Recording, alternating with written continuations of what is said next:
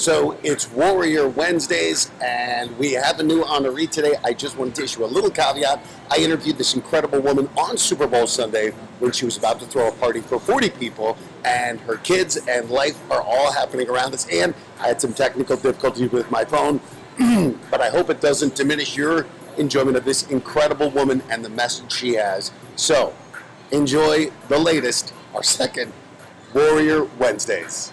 So this is Warrior Wednesdays. This is where we talk to everyday people who are dealing with the obstacles that life throws your way. And we often talk about the people who are facing the adversity, the people who have the illness, but we don't often talk about people who are just as important, and that's the caregivers. That's why I'm with Teri Rogers today.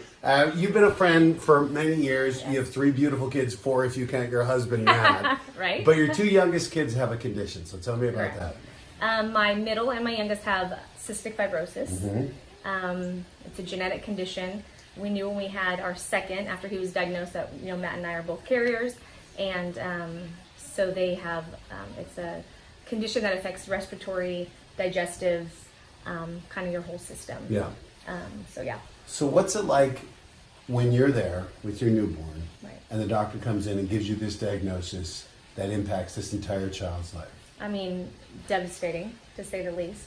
With Mason, we didn't know that we didn't know we were carriers. Mm-hmm. So we didn't even know that, this was something. So when I went into just a regular checkup, they had said, hey, he is, through the newborn screening, he has this genetic condition. I had never even heard of cystic fibrosis. Mm-hmm. And that was 10, Mace will be 11 on Tuesday or Wednesday.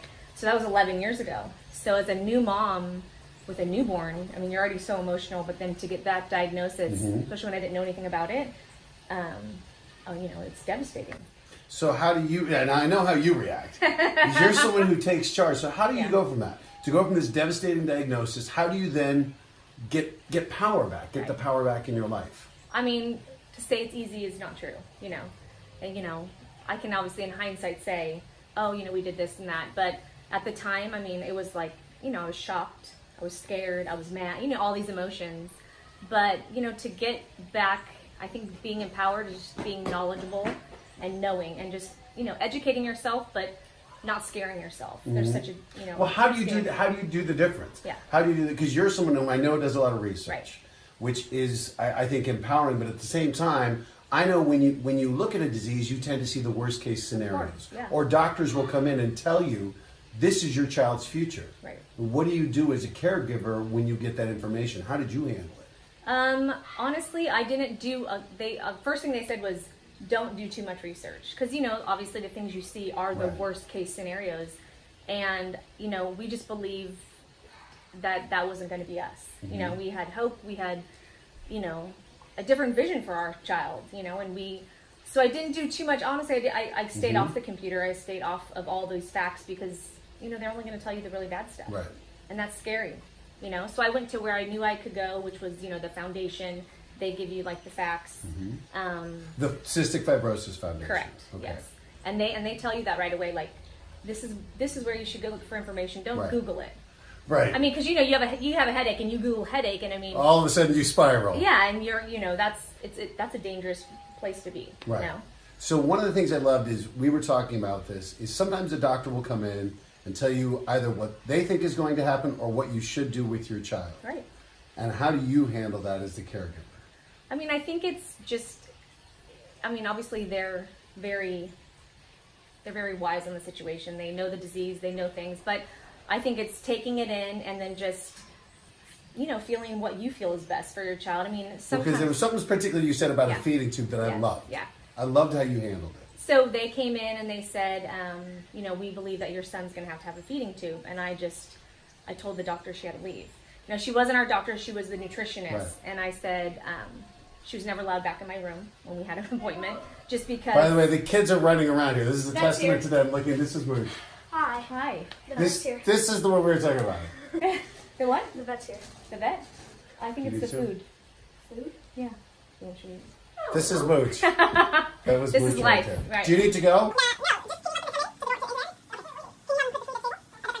So this is it. But by the way, so when he's born, yes, you're told all these things, yes, and now you've got this beautiful kid yes, who's running around. Right. And how do you make that happen as a caregiver? What do you think was your secret to not having a different outcome? Right. You know, honestly, like for our family, we don't label him. He does, you know, he has CF, but that's not who we define him by. Like you don't define your child by any limits or disabilities or any problems. You define them by, this is life right here. This is life as a caregiver. This is life as a mom. Oh, yes, this is life as a mom. Say hi, Mooch. Hi.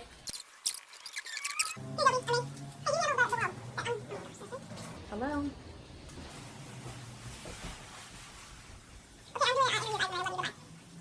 Sorry. So no, to me this illustrates it because everyone always turns to mom. Yes. And not only are you mom, Right. but you're also the caregiver. Yes. Now, how do you take care of yourself and make time for yourself? Because one of the things is sometimes the caregiver will take on this load and Totally. forget to take care of themselves. So how do you make time for yourself? Yeah, I mean, honestly, that for a long time, there was a period of time, like after he was born, where, you know, and diagnosis, like I was the last person, and you know, had went through, you know, depression and issues, and you know, dealing with everything. It was a lot to take on at once, but you know, moving forward and fast forwarding, having, you know, to where we're at now, like I just said the other day, like giving yourself an hour to go do something, exercise, get those endorphins. So, if you could go back to when Mason was born, Yeah. the first child with cystic fibrosis, what advice would you give yourself that you wish you would have known? Right. It's so crazy when you say that. I honestly automatically think of this, and it's funny. Just don't worry about things that are never going to happen. Because for so many years I worried about things that were supposed to happen, and they never happened. Right. And I wasted time, I wasted energy, I just wasted, you know, moments worrying that I didn't have to worry about. And I would just say that. And it struck me too when doctors would come in and give you those scenarios. Yes. Sometimes you were like, I'm not going to have that. No. No negativity. Right. I mean, you just listen and you take it all in. But I kind of blocked out without being naive. Right. I didn't listen to the what ifs. I just focused on that. You know, I focused on what is, not what if. So you've worked with the Cystic Fibrosis Foundation, and we're going to donate $250 to the charity. I know this is going to be your choice because Yes. we've worked with this charity. You've gotten me involved, and I've seen the difference this foundation has made. What has the Cystic Fibrosis Foundation meant to you? Honestly, you know, when we first got diagnosed and they said, this is where you go for answers, this is where you go to look for things, don't go anywhere else. You know, don't Google it, go there. You know, it was amazing. You know, I would go there, I'd look at things and see things, but I didn't want to be part of it. You know, I didn't ask to be part of it, but I didn't want It's new not friends. the family you wanted, but it's a No. family you're glad that you Yes, have. I mean, yes, absolutely.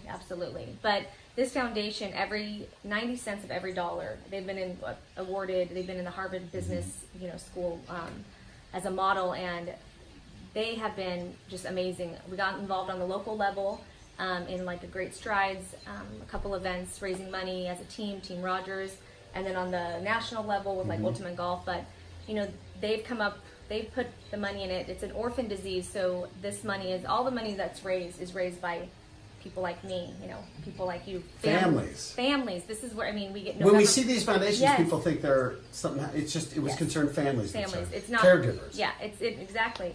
It's not government funded. It's an orphan disease, so it was challenging in the beginning for them to raise money, especially with such a short life expectancy in the beginning. So they've been able to come up with these therapies. These are like life-altering drugs who are making breakthroughs for other diseases. And, they're at the brink of a medication that is going to bring these kids' salt levels, which is the main underlying problem, to normal. The word normal, that's all you ask for, Right. That's all you When wish you for. used the word that when you talked about what this foundation means to you or what it gives you, and I loved what you said. Can you tell me that? Yeah. The foundation, it gives us hope. And as a parent and as someone who's, in my shoes, a caregiver, all you ever want is hope. Hope is amazing. It can pull you off the ground. Right.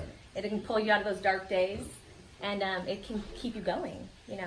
And honestly, they've given me hope, and now they're going to be giving my children a long, healthy future, and hope keeps us going, every And you day. pay it forward. It's going to make a difference Oh, in the yeah. future. Absolutely. And that's why we do Yes. this, is to give people hope. So I wanted to highlight Teri Rogers as our Warrior Wednesday honoree. I can't thank you enough. $250 to the Cystic Fibrosis Foundation. And if you know someone like Teri, someone who's fighting these obstacles and doing it so well, please nominate them at WarriorWednesdays@matteisman.com. Teri Rogers, thank you so Thank you. much. Thanks for Keep fighting, everybody. And remember, there's always hope. Always.